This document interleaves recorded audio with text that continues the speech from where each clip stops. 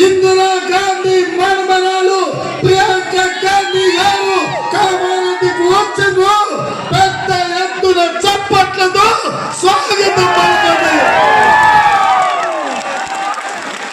ఇవాళ మిత్రులారా, ఈరోజు ఈ దేశంలో రాజ్యాంగాన్ని రద్దు చేయాలని, రిజర్వేషన్లు తొలగించాలని, 400 సీట్లు గెలవాలని నరేంద్ర మోడీ గారు ప్రయత్నం చేస్తున్నారు.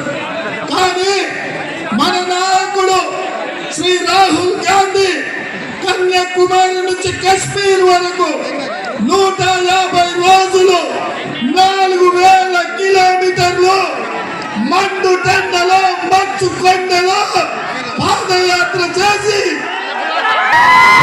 వాళ్ళ కండగా నిలబడి దళితులు, గిరిజనులు